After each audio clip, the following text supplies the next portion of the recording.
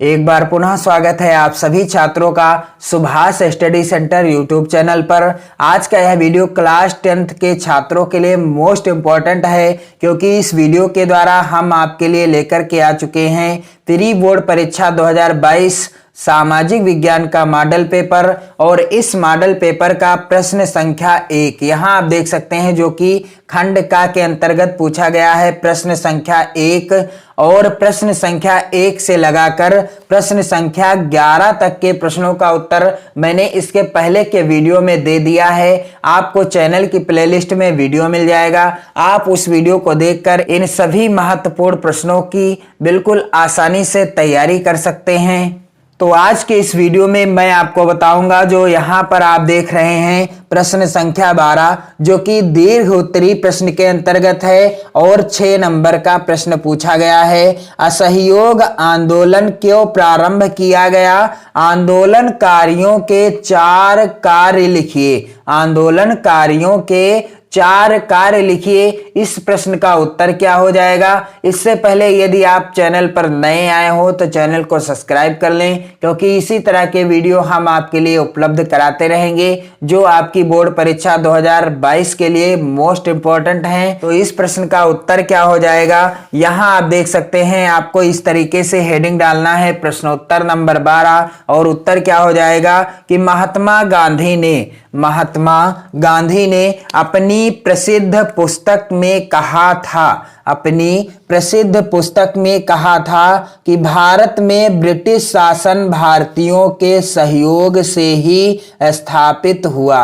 भारत में ब्रिटिश शासन भारतीयों के सहयोग से ही स्थापित हुआ और चल पा रहा है। महात्मा गांधी जी ने कहा था कि भारत में जो ब्रिटिश शासन है यह भारतीयों के सहयोग से ही स्थापित हुआ था और भारतीयों के सहयोग से ही चल पा रहा है। यदि भारत के लोग अपना सहयोग वापस ले लें, यदि भारत के लोग जो हैं अपना सहयोग वापस ले लें, तो वर्ष भर के भीतर ब्रिटिश शासन ढह जाएगा और स्वराज की स्थापना हो जाएगी। महात्मा गांधी जी ने असहयोग आंदोलन इसीलिए चलाया था क्योंकि उनका मानना था कि यदि भारत के लोग अपना सहयोग वापस ले लेंगे तो जो ब्रिटिश शासन है यह 1 वर्ष में ही ढह जाएगा, क्योंकि इन्हीं के सहयोग से ही, यानी हम भारतीयों के सहयोग से ही ब्रिटिश शासन स्थापित हुआ था और हमारे सहयोग से ही चल रहा है। और यहां पर आप देख सकते हैं कि आंदोलनकारियों के 4 कार्य कौन थे? आंदोलनकारियों ने कौन कौन से कार्य किए इस असहयोग आंदोलन में? तो पहला कार्य क्या था कि इस आंदोलन के प्रथम चरण में लोगों को अपनी उपाधियां सरकार को लौटा देनी थी। प्रथम चरण में लोगों को अपनी उपाधियां सरकार को लौटा देनी थी तथा सरकारी नौकरियां, सेना, पुलिस, अदालतों, विधायी परिषदों, स्कूलों और विदेशी वस्तुओं का परित्याग किया जाना चाहिए। पहला जो कार्य था कुछ इस तरीके से था। और दूसरा जो बिंदु है, यहां आप देख सकते हैं कि यदि सरकार आंदोलन को दबाने के लिए दमन का रास्ता चुनती है, यानी इस आंदोलन को दबाने के लिए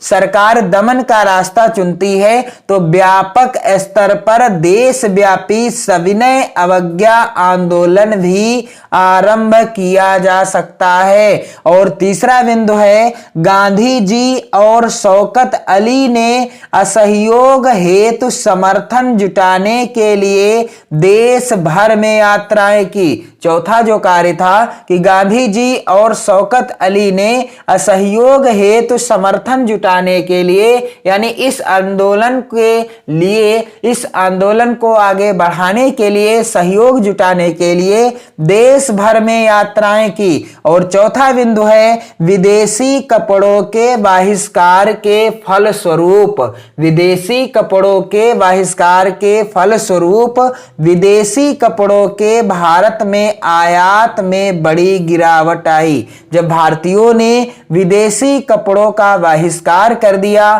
तो बाहर से आने वाले कपड़ों की बिक्री कम हो गई और आयात में भी गिरावट आ गई। अगला मोस्ट इंपॉर्टेंट प्रश्न है, यहां पर आप देख सकते हैं मॉडल पेपर का प्रश्न संख्या 13 नंबर का प्रश्न। श्रीलंका में बहुसंख्यकवाद तथा इसके प्रभावों का वर्णन करें। और दूसरा प्रश्न है यानी अथवा में जो पूछा गया है 13 का ही, लोकतांत्रिक शासन प्रणाली के कोई 4 लाभ लिखिए। यहां पर ये जो प्रश्न पूछा गया है मोस्ट इंपॉर्टेंट है और इस प्रश्न का उत्तर मैं आपको इस वीडियो के द्वारा बताऊंगा, क्योंकि मोस्ट इंपॉर्टेंट है यह प्रश्न आपकी प्री बोर्ड और बोर्ड परीक्षा के लिए, और 6 नंबर आपके पक्के हो जाने हैं। तो इस प्रश्न का उत्तर आपको कैसे लिखना है या इस प्रश्न का उत्तर क्या हो जाएगा, इस तरीके से आपको हेडिंग डालना है प्रश्नोत्तर नंबर 13 का अथवा, और ये हेडिंग रहेगी लोकतांत्रिक शासन प्रणाली के 4 लाभ। सबसे पहला लाभ क्या है, देशभक्त की भावना। यह शासन व्यवस्था लोगों में देशभक्त की भावना बढ़ाती है। लोकतांत्रिक शासन व्यवस्था लोगों में जो है देशभक्त की भावना का विकास करती है। लोग देश को अपना देश समझते हैं, लोग देश को क्या समझते हैं, अपना देश समझते हैं, और इसके लिए बड़े से बड़ा बलिदान देने को तैयार हो जाते हैं। और अपने देश के लिए लोग बड़े से बड़ा बलिदान देने के लिए भी तैयार हो जाते हैं। अगला जो है लाभ क्या है, दूसरा राष्ट्रीय चरित्र का निर्माण। जहां पर लोकतांत्रिक शासन होता है वहां का जो दूसरा लाभ क्या है कि किसी भी देश की उन्नति तथा अवनति, किसी भी देश की उन्नति और उसकी अवनति उस देश के लोगों के चरित्र पर निर्भर करती है। उस देश के लोगों के चरित्र पर निर्भर करती है। लोकतंत्र नागरिकों के राष्ट्रीय चरित्र में क्या करता है, गुण पैदा करता है। और अगला लाभ क्या है, प्रगतिशील सरकार। काफी ज्यादा इंपॉर्टेंट है और यहां आप देख सकते हैं कि लोकतंत्र प्रगतिशील सरकार है। लोकतंत्र की सरकार कैसी सरकार है, प्रगतिशील सरकार है। इसमें राजनीतिक, आर्थिक, सामाजिक तथा सांस्कृतिक सुधार किए जाते हैं। इसमें कैसे सुधार किए जाते हैं, राजनीतिक, आर्थिक, सामाजिक तथा सांस्कृतिक सुधार किए जाते हैं। जनता के प्रतिनिधि इस बात का प्रयास करते हैं कि शासन में अधिक से अधिक सुधार किए जाएं। जो जनता के प्रतिनिधि होते हैं वह इस बात का प्रयास करते रहते हैं कि शासन व्यवस्था में अधिक से अधिक सुधार किए जाएं, जिससे राजनीतिक और सामाजिक बुराइयों को दूर किया जा सके।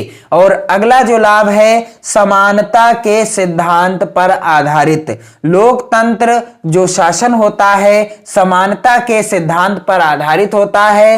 लोकतंत्र समानता पर आधारित होता है। प्रत्येक व्यक्ति को शासन में भाग लेने का अधिकार होता है और धर्म, जाति, जन्म, वंश आदि का कोई भेदभाव नहीं किया जाता।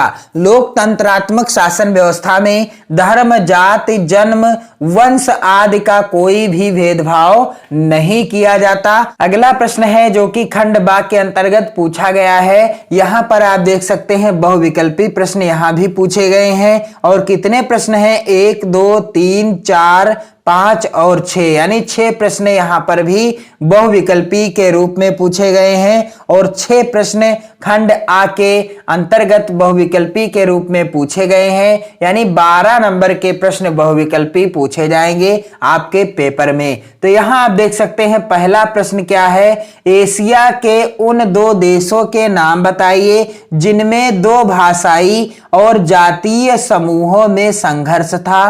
पहला विकल्प है श्रीलंका और लेबनान, दूसरा विकल्प है भारत और चीन, तीसरा विकल्प है मलेशिया और यमन, और चौथा विकल्प है पाकिस्तान और ईरान। तो इस प्रश्न का राइट आंसर क्या हो जाएगा, एशिया के उन 2 देशों के नाम बताइए जिनमें 2 भाषाई और जातीय समूहों में संघर्ष था।